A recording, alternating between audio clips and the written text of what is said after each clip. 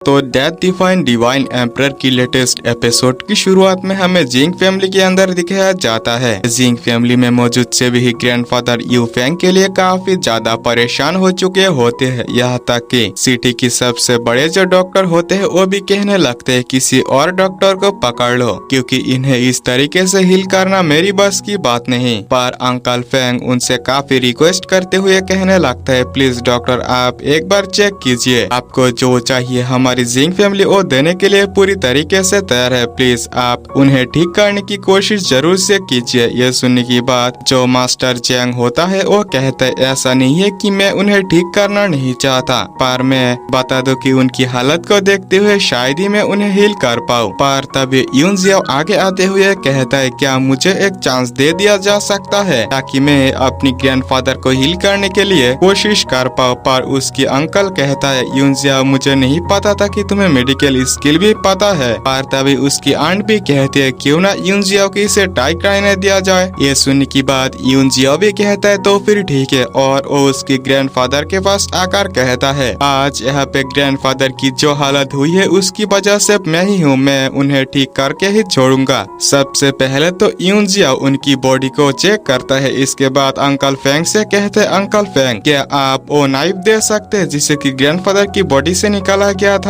Uncle भी उसे देते हुए कहते हैं, अब इसकी क्या काम है। इसी के साथ वो वहाँ पे मास्टर चैंग से एक नीडल मांगता है। मास्टर चैंग से नीडल लेते हुए यून जियाओ वहीं पे उस नाइफ के ऊपर एक्यूपंक्चर करने लगता है। ये देखने की बात अंकल चैंग कहता है, मैंने कई वर्षों तक मेडिकल स्किल के ऊपर स्टडी किया है, पर मैंने आज तक किसी वेपन के ऊपर एक्यूपंक्चर करते हुए नहीं देखा। पर तभी अचानक से ही जो यून जियाओ के हाथों में नीडल होता है उसकी कलर चेंज होने लगता है। इससे तो अंकल जोंग भी काफी ज्यादा शॉक हो चुके होते। इसी के साथ यून जियाओ कहता है, ये डिवाइन नीडल टेक्निक की 8 फॉर्म में से एक फॉर्म है। ये बात सुनने की बाद जो डॉक्टर जेंग होता है वो काफी ज्यादा परेशान होते हुए कहता है, सुप्रीम नीडल टेक्निक, तुम तो काफी यंग हो, तुम्हारे पास सुप्रीम नीडल टेक्निक कहाँ से आया। इसके बाद यून जियाओ फिर से कहता है, जैसा कि विलेज चीफ हुआंग की अटैक के ऊपर मुझे शक था, डिवाइन नीडल टेक्निक की इस रिएक्शन को देखते हुए ग्रैंडफादर को यहाँ पे वुल्फ ग्रास पॉइजन दिया गया है। ये सुनने की बात अंकल फेंग परेशान होते हुए कहता है, तो क्या इसकी पॉइजन को ठीक नहीं किया जा सकता। पर यून जियाओ कहता है, ऐसा नहीं है, इसकी पॉइजन को तो मैं क्योर कर दूंगा। पर ग्रैंडफादर यू फेंग की बॉडी के अंदर काफी सारे इनर इंजरीज है जिसे हील करना मेरे लिए थोड़ा सा मुश्किल हो जाएंगे। अंकल फेंग क्या आपको पता है कि मेरी ग्रैंडफादर पास्ट में कहाँ पे गया था जिसकी वजह से उसकी बॉडी के अंदर इतनी सारी इनर इंजरीज है। अंकल फेंग भी इसके बारे में ज्यादा कुछ कह नहीं पाता। इसी के साथ उसकी आंट कहती है, इसके बारे में तो फादर को ही पता है, हमें कुछ भी नहीं पता। यार इसके बारे में यून जियाओ भी और डिस्कस नहीं करता। इसी के साथ तो कई सारे इंग्रेडिएंट्स के नाम देते हुए उसके अंकल फेंग से कहता है, जल्द से जल्द इन सभी इंग्रेडिएंट्स का इस्तेमाल करते हुए मेडिसिन क्रिएट करने की कोशिश करो, तभी शायद से ग्रैंडफादर को ठीक किया जा सकता है। पर यून जियाओ ने जो इंग्रेडिएंट्स के नाम बताए होते हैं वे सभी तो यहाँ पे मौजूद ही नहीं थे सिवाय नॉर्मल इंग्रेडिएंट्स के।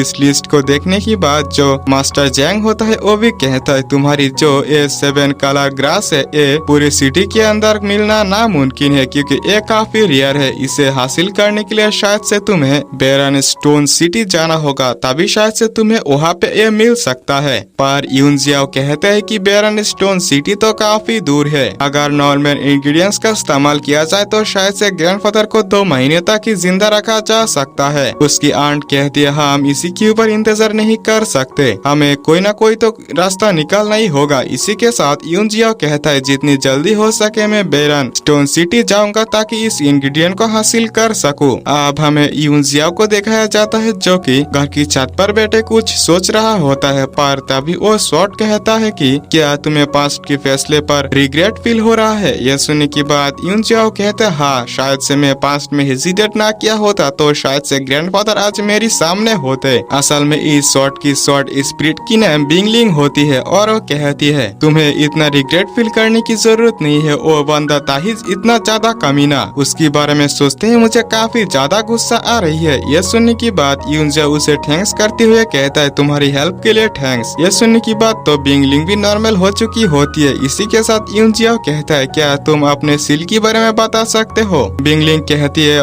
ऐसे बताया जाए तो पास्ट में मैं एक एम्पायर की प्रिंसेस हुआ करती थी, लेकिन मुझे एक एक्सीडेंट के दौरान इस डिवाइन शॉर्ट के अंदर सील कर दिया गया। तब से मैं इसके अंदर कैद हूँ। यून जियाओ कहता है कि यही वजह है कि तुम सील तोड़ने के लिए इतना ज्यादा बेताब हो। इसी के साथ बिंगलिंग फिर से कहती है, अगर तुम मुझे ये सील तोड़ने में मेरी हेल्प कर दो, मैं तुम्हारी बात मानने के लिए पूरी तरीके से तैयार हूँ। इसी के साथ तुम्हें काफी खूबसूरत एक फ्रेंड मिल जाएंगे जो कि हमेशा ही तुम्हारे साथ रहेंगे। ये सुनने की बात यून जियाओ उसे चिढ़ाते हुए कहता है, तुम्हारी प्रेजेंट फॉर्म को देखते हुए मुझे नहीं लगता है कि तुम खूबसूरत होंगे। ये सुनने की बात बिंगलिंग तो काफी ज्यादा गुस्सा हो चुकी होती है, पर इसी गुस्से में यून जियाओ उसकी सील को एक्टिवेट करने की कोशिश करता है, जिसकी वजह से वो एक्टिवेट ही हो चुका था। इसे महसूस करते हुए यून जियाओ कहता है, ये तो काफी ज्यादा पावरफुल है। पर बिंगलिंग कहती है, क्या तुम इसे तोड़ सकते हो? यून जियाओ कहता है, करंट कल्टीवेशन के हिसाब से तो मैं इसे पूरी तरीके से ब्रेक नहीं कर सकता, पर मैं इसकी एक हिस्से को जरूर से ब्रेक कर सकता हूँ। बिंगलिंग कहती है, इतना ही मेरे लिए काफी है, तुम कोशिश करो। यून जियाओ कहते, पर यहाँ पे ये फ्री नहीं होगा, मुझे कुछ न कुछ तो चाहिए। इसके बदले में मुझे जब भी मैं किसी भी सिचुएशन के अंदर पड़ूं, तब तुम्हें हमेशा ही मेरी हेल्प करनी होगी, तभी शायद से मैं इसमें एग्री करूं। बिंगलिंग कहती है, तो फिर ठीक है, मैं हमेशा ही तुम्हारी हेल्प करूंगी, एक सर्वेंट की तरह। ये सुनने की बात यून जियाओ भी इसमें एग्री करते हुए उसकी सील को एक्टिवेट करने लगता है और ब्रेक करने की कोशिश करता है, पर पहली बार यून जियाओ इसे ब्रेक नहीं कर पाता। काफी कोशिश करने की बाद फाइनली वो एक हिस्से को ब्रेक कर दिया था। इसी के साथ साथ शॉर्ट की स्पिरिचुअल वर्ल्ड के अंदर देखते हैं, जहाँ पे बिंगलिंग की जो बॉडी था वो फाइनली अब फ्री हो चुका था। वो शॉर्ट के अंदर से बाहर आ सकता था, पर वो अपनी फुल बॉडी को बाहर नहीं ला सकती थी, बस एक शॉर्ट स्प्लिट के फॉर्म में। यून जियाओ कहते हैं, मुझे शॉर्ट की पावर कुछ अलग महसूस हो रही है। बिंगलिंग कहती है, क्या तुम इसे सेंस नहीं कर पा रहे हो कि शॉर्ट की पावर पहले से काफी ज्यादा इंक्रीज हो चुका है? ये सुनने की बात यून जियाओ कहता, तो फिर यहाँ से चलो, और दोनों ही यहाँ से निकल पड़ता है। इसी के साथ यहाँ से सीन शिफ्ट होता है और हमें जिंग फैमिली की एक हॉल के अंदर दिखाया जाता है, जहाँ पे काफी सारे लोग मौजूद होते हैं। इसी के साथ वहाँ पे एक बड़ा सा स्टोन टेबलेट भी मौजूद था। अभी जिंग फैमिली की 2 पर्सन बात करने लगता है कि बड़ा भाई यहाँ पे आज क्या हो रहा है। तो वहाँ पे बड़ा भाई कहता है, असल में ये एक जिंग फैमिली की सेरेमनी है जो कि 100 साल बाद ही होता है, और हमारे सामने जो ये स्टोन टेबलेट है, इसे जिंग फैमिली की एंसेस्टर्स ने छोड़ा था, जो कि जिंग फैमिली की डेस्टिनी को बता सकता है। पर छोटा भाई कहता है कि बड़ा भाई, आपको नहीं लगता है कि इसमें कुछ घोटाला है? तो बड़ा भाई एक कान पट्टी लगाते हुए कहता है, चुप करो, प्रेजेंट में जो वॉर गॉड मैनर की जो मास्टर है वो यही से हुए थे। अब ये थप्पड़ खाने की बात तो छोटा भाई की भी अकल पूरी तरीके से ठिकाने में आ चुका होता है। इसी के साथ वही पे हम वॉर गॉड मैनर की पेशेंट मास्टर को देखते उन्हें कुछ महसूस होता है, तभी वो जो स्टोन प्लेटफॉर्म था वो धीरे धीरे एक्टिवेट होने लगता है। इसी के साथ वहाँ पे एक नेम भी अपीयर होने लगता है, जो कि असल में होता है यून जियाओ का। इसी के साथ ये एपिसोड भी यही एंड होता है। तो मेरे प्यारे दोस्तों, अगर आप लोगों ने अभी तक चैनल सब्सक्राइब नहीं किया तो प्लीज कर लेना और वीडियो लाइक जरूर से कर देना। मिलते हैं अगले एपिसोड के अंदर, तब तक के लिए बाय बाय।